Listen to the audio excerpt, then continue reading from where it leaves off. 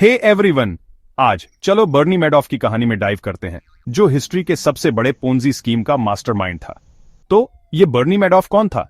Bernard बर्नी Madoff wall street का एक बड़ा नाम था और एक ट्रस्टेड बिजनेसमैन।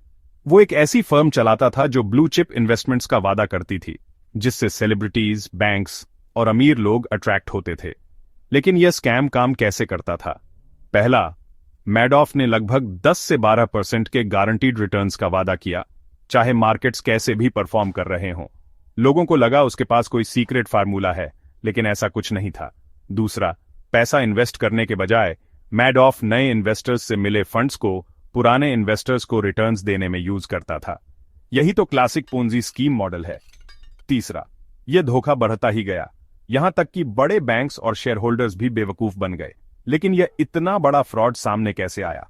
2008 का फाइनेंशियल क्राइसिस बहुत बुरा था और इन्वेस्टर्स ने अपने फंड्स निकालने शुरू कर दिए। मैडॉफ पुराने इन्वेस्टर्स को पे करने के लिए नया पैसा नहीं ला पाया, जिससे कैश की कमी हो गई। दिसंबर 2008 में उसके बेटों ने सच्चाई सामने ला दी, इसे एक बहुत बड़ा झूठ बताया। अगले ही दिन एफबीआई ने उसे अरेस्ट कर लिया।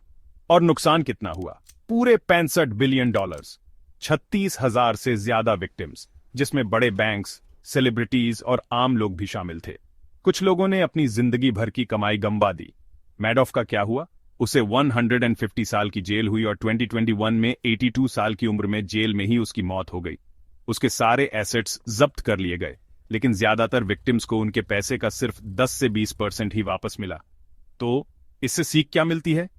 गारंटीड हाई रिटर्न्स पर कभी भरोसा मत करो। हमेशा वेरीफाई करो कि तुम्हारा पैसा कहां जा रहा है। पोंजी स्कीम के साइंस जैसे कि लगातार हाई रिटर्न्स, साफ साफ डिटेल्स ना होना और पैसे निकालने में दिक्कत, इन सब से बच के रहो। सावधान रहो दोस्तों। अगर कोई चीज सुनने में हद से ज्यादा अच्छी लगे तो समझ लो दाल में कुछ काला है। क्या आपने कभी किसी इन्वेस्टमेंट स्कैम के बारे में सुना है?